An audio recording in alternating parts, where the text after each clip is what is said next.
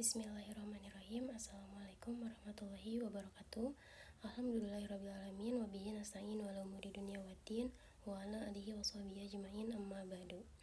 Perkenalkan, nama saya Anissa Putri Rahmawati dengan NPM 434334022023 259 dari kelas manajemen B. Video ini dibuat untuk memenuhi tugas mata kuliah manajemen perbankan syariah dengan dosen pengampu Bu Retno Resawati, STMM. Pertama-tama di sini saya akan memaparkan apa itu pengertian fikih. Pengertian fikih dalam Islam, fikih atau fiqh merupakan satu kata fi'il yang ada di dalam bahasa Arab. Kata ini merupakan suatu ilmu yang ada di dalam Islam untuk mengatur tata cara dalam segala perbuatan Islam, dalam artian sebagai syariah Islamiyah.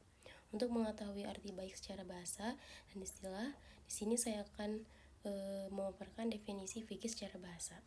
Fikih dalam arti bahasa memiliki asal kata al-fahmu yang artinya faham, seperti dalam bacaan al-faqhu ad-darsu yang artinya saya memahami pelajaran itu. Arti lain fikih, paham akan maksud pembicaraan. Arti ini sesuai dengan yang dikatakan oleh Imam Bukhari, yang artinya barang siapa yang dikehendaki oleh Allah Subhanahu wa taala menjadi orang yang baik di sisinya, niscaya diberikan pemahaman kepadanya yang mendalam dalam pengetahuan agama. Selanjutnya ada definisi fikih secara istilah.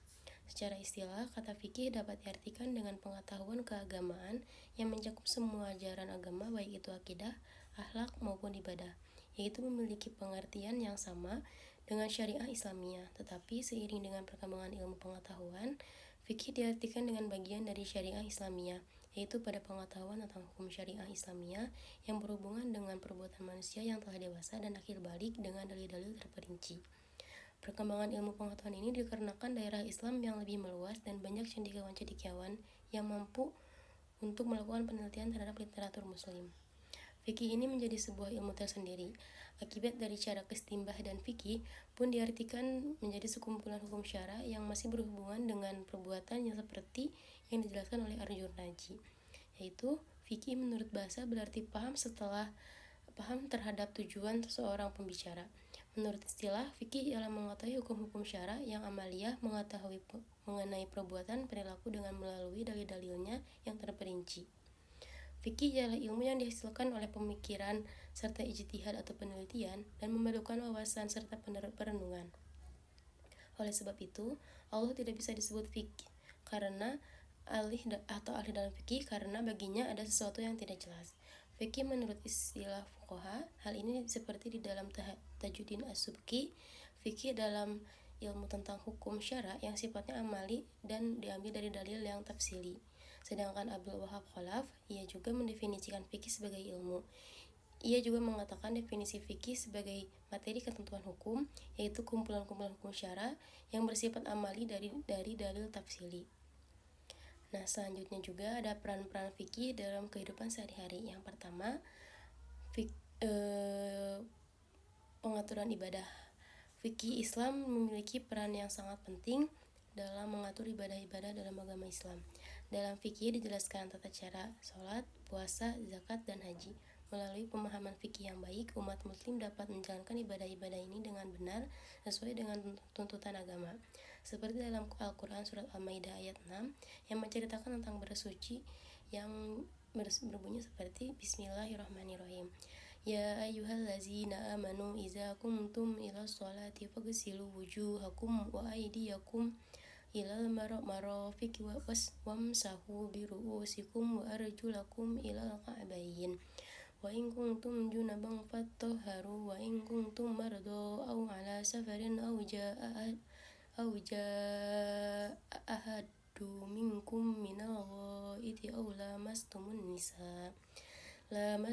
nisa falam tajidu ma'an fatayammamu sa'idan tayyiban famsahu biwujuhikum wa aydiyakum minhuma yuridullahu liyaj'ala 'alaikum min harajin walakin yuridu liyutahhirakum waliyutimma ni'matahu 'alaikum la'allakum tashkurun. Yang artinya, wahai orang-orang yang beriman, apabila kamu berdiri hendak melaksanakan sholat, maka basuhlah wajahmu dan tanganmu sampai ke siku, serta usaplah kepalamu dan basuh kedua kakimu sampai kedua mata kaki. Jika kamu dalam perjalanan junub, mandilah. Jika kamu sakit dalam perjalanan, kembali dari tempat buang air kakus, atau menyentuh perempuan lalu tidak memperoleh air, bertayamumlah dengan debu yang baik suci. Usaplah wajahmu dan tanganmu dengan debu itu.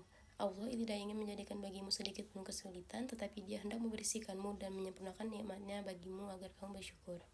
Selanjutnya ada tata cara dalam berpakaian. Fikih Islam juga memberikan pandangan tentang tata cara berpakaian yang sesuai dengan ajaran agama. Hal ini mencakup tentang aturan aurat, pemilihan pakaian yang sopan, dan larangan terhadap pakaian yang berlebihan atau provokatif. Dengan memahami fikih tentang berpakaian, umat muslim dapat menjaga kesopanan sesuai dengan tuntutan agama. Selanjutnya ada tata cara makan dan minum. Fikih Islam mengatur tentang tata cara makan dan minum yang islami. Dalam fikih dijelaskan tentang jenis makanan dan minuman yang halal serta cara yang benar dalam mengonsumsinya. Nah, selanjutnya juga ada tata cara berhubungan dengan sesama. Fikih Islam juga memberikan pedoman tentang tata cara berhubungan dengan sesama. Hal ini mencakup jika berbicara, bersikap, dan berinteraksi dengan orang lain. Fikih mengajarkan pentingnya adab, sopan santun, dan menghindari perilaku yang merugikan orang lain. Dengan memahami tata cara berhubungan dengan sesama dalam fikih Islam, umat muslim dapat menjalin hubungan sosial yang harmonis. Sekian video yang dapat saya sampaikan. Wassalamualaikum warahmatullahi wabarakatuh.